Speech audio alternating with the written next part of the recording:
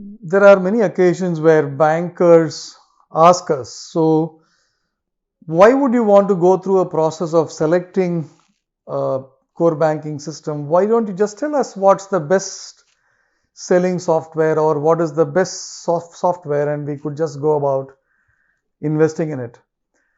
And I tell them, look, it's not about selecting the best system. It's really about determining what is the best fit system. And there's a big difference between the two. A system that works very well for someone else doesn't necessarily have to be the best core banking system for you. So what do you do to determine what is the best fit system for you? And we say, look, it's typically a 3 to 4 stage process. The first stage is in determining what you need and defining where you are heading and having clarity on what your requirements are and making sure that that is articulated in what you're seeking from your potential partner. And remember, these are investments being made for at least 10 years, and these are partnerships that are being built for a long period of time. So having clarity on what you need is important for you to know, if your partner is in a position to provide that. Once you have that defined, and there are nuances to the definition, it's about defining the requirements both functionally and technically, but more importantly, determining the priority, right? And what we say is like what's most critical is, or what we call as vital, and then there are what's moderate criticality or essential, and then stuff that are nice to have, which are desirable. So having the distinction between what's vital, essential, and desirable makes the process of distinguishing between solutions that best fit or best meet your needs and those that don't. So if you say, look, there are two suppliers who meet 80% of my requirements, then the question is that for those 20% that they don't meet, is it more to do with the critical requirements or the desirable requirements that aren't being met, and you make the choice on that basis. So in essence, once you have a definition of what you really need, then the process of shortlisting the suppliers, and there is a need for determining who are the 4 or 5 suppliers that you would want to evaluate in a certain degree of detail that matters. And again, I keep insisting that you could actually look at 50 suppliers and choose one. You could evaluate 5 and come to one. The efficacy of the process and the effectiveness with which you are able to evaluate significantly increases if the number of suppliers that are being evaluated on a deep dive basis is finite. Typically, it's in a 4 to 5 number range. And you invite the suppliers to evaluate, and what you typically go through in an evaluation is about seeing the functionality, which is looking at the differential aspects of what your bank is looking to have. It could be retail, it could be corporate, there are Islamic banks in the region, it could actually be to do with digital capabilities. So there is an emphasis that is being provided on what you are looking to have. That's one.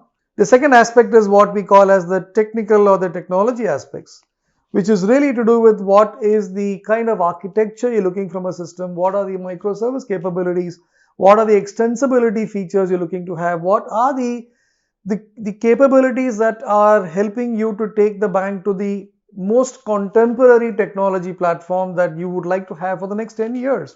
And remember, these are actually not invested and reinvested every year. You make this choice for a period of time. So having that element is critical. And the third piece is knowing about the supplier. Now, no matter how good a software is, or no matter how good a platform in which it is developed or it is being rendered is, it could be the best of solutions that is having all the capabilities, be it cloud, be it having rendered in the most contemporary platform. It's digitally well equipped, and it could actually have all the features and bells and whistles. But if the supplier that is providing the solution is not in alignment with the bank's profile, it could be to do with the geographic presence, it could be to do with the implementation track record, it could be to do with the profile of who is implementing it. Is it a licensed product that's also being implemented by the same supplier or a different partner? You also have attributes to do with what's the size and profile and nature of the supplier that you are looking to align with. Banks that look to actually have use the opportunity of introducing some of the players first time into the market should obviously be quite conscious and aware that that comes with a price, because you do have some learnings for any supplier when they get into a market to align with what could be the local regulatory requirements and reporting needs and alignment with the local practices and processes.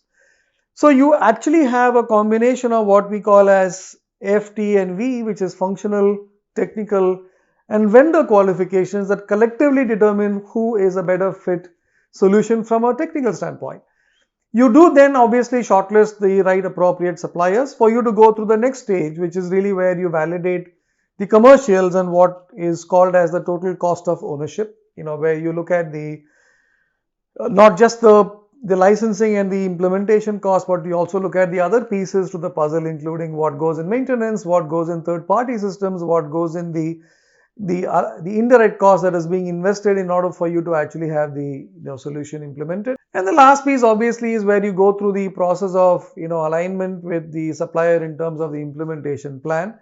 Having some feedback from reference banks of a similar profile as yours becomes extremely critical to make sure that some of the learnings from the past are incorporated in the journey.